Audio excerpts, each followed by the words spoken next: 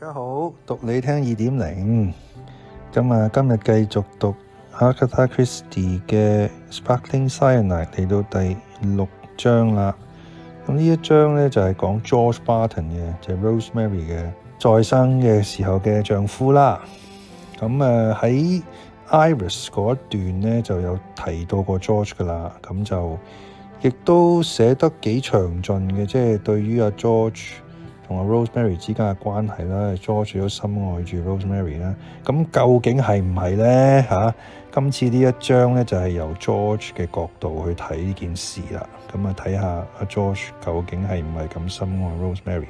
上一節呢，就講咗 Alexandra 啦 ，Alexandra Faraday 啦 ，Stephen Faraday 嘅妻子啦，亦都係同之前嘅嫌疑人一樣啦，係充分咁具備咗要謀殺 Rosemary 嘅動機啦，甚至乎咧有提到呢個 Alexandra 係有俾到藥俾 Rosemary 嘅。究竟佢係真係一粒令到 Rosemary 會冇咁頭痛嘅藥啊，定係毒藥咧？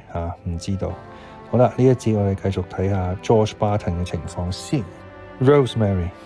George Barton lowered his glass and stared rather owlishly into the fire. He had drunk just enough to feel maudlin with self-pity. What a lovely girl she had been. He'd always been crazy about her. She knew it, but he'd always supposed she'd only laugh at him. Even when he first asked her to marry him, he hadn't done it with any conviction. Moaned and mumbled, acted like a blithering fool. You know, old girl, anytime. You've only got to say, I know it's no good. You wouldn't look at me. I've always been the most awful fool. Got a bit of cooperation too. But you do know what I feel, don't you, eh? I mean, I'm always here. No, I haven't got an earthly chance, but thought I'd just mention it. And Rosemary had laughed and kissed the top of his head. You're sweet, George, and I remember the kind offer, but I'm not marrying anyone just at present. And he had said seriously, quite right, take plenty of time to look around. You can take your pick. He'd never had any hope, not any real hope. That's why he had been so incredulous, so dazed when Rosemary had said she was going to marry him. She wasn't in love with him, of course. He knew that quite well. In fact, she admitted as much. You do understand, don't you? I want to feel settled down and happy and safe. I shall with you. I'm so sick of being in love. It always goes wrong somehow and ends in a mess. I like you, George. You're nice and funny and sweet and you think I'm wonderful. That's what I want. She had answered rather incoherently. Steady does it. We'll be as happy as kings. Well, that hadn't been far wrong. They had been happy. He'd always felt humble in his own mind. He'd always told himself that there were bound to be snacks. Rosemary wasn't going to be satisfied with a dull kind of chap like himself. There would be incidents. He'd schooled himself to accept. Incidents. He would hold firm to the belief that they wouldn't be lasting. Rosemary would always come back to him. Once let him accept that few and all would be well. For she was fond of him. Her affection for him was constant and unvarying. It existed quite apart from her flirtations and her love affairs. He had schooled himself to accept those. He had told himself that they were inevitable with someone of Rosemary's susceptible temperament and unusual beauty. What he had not bargained for were his own reactions. Flirtations with this young man, and that were nothing. But when he first got an inkling of a serious affair, he'd known quick enough, sensed the difference in her, the rising excitement, the added beauty, the whole glowing radiance. And then what his instinct told him was confirmed by ugly concrete facts.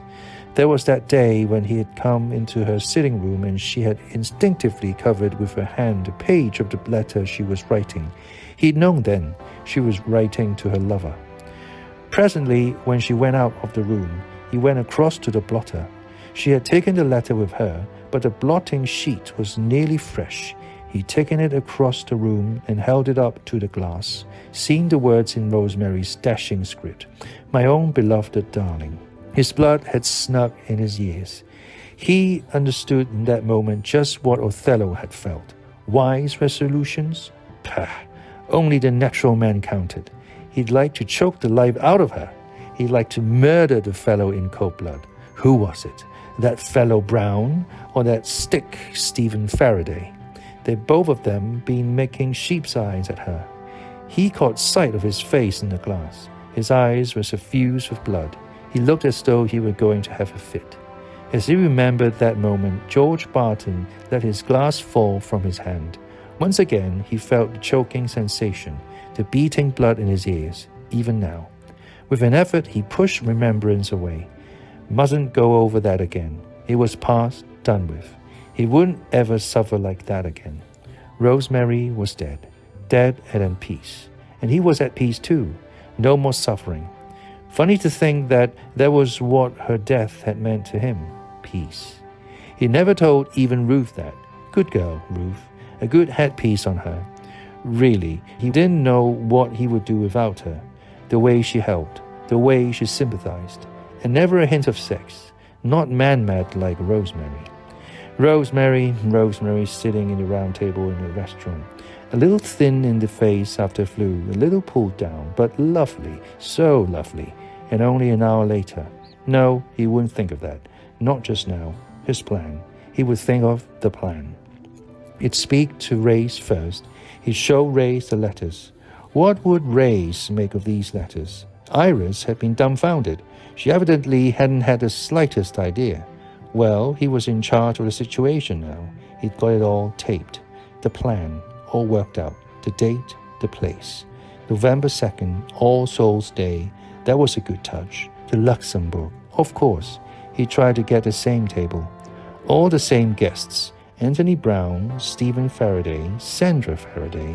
Then, of course, Ruth and Iris and himself. And as the odd, the seventh guest, he'd get Race. Race, who was originally to have been at the dinner.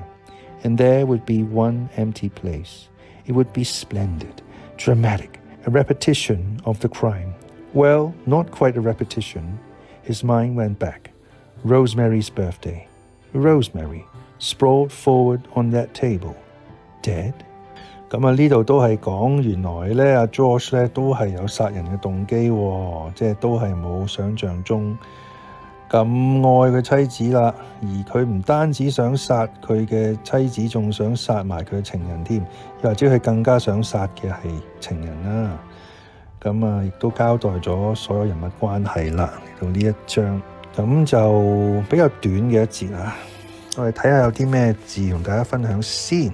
有兩個字嘅 maudlin 文中一開始咧就係講 George 啦，喺度有啲自怨自憐咁啦maudlin self-pitying or tearfully sentimental 好感傷啦咁就仲有就係 blithering 啦 blithering 就常用嘅意思即係好 complete utter 十足嘅，但係通常呢個 blithering 咧係指啲唔好嘅嘢about annoyance and contempt。blithering idiot 十足嘅蠢材十足咁愚蠢咁樣。好啦，咁我哋下一節咧就應該要開始睇下嗰個案情嘅發展啦。人就死咗1年噶啦，咁但係咧佢咧就重新再約呢一班人呢個 George 再約呢班人出席咁今次佢咧係咪想毒死佢嘅情敵咧，定係根本就唔係佢做咧，純粹佢係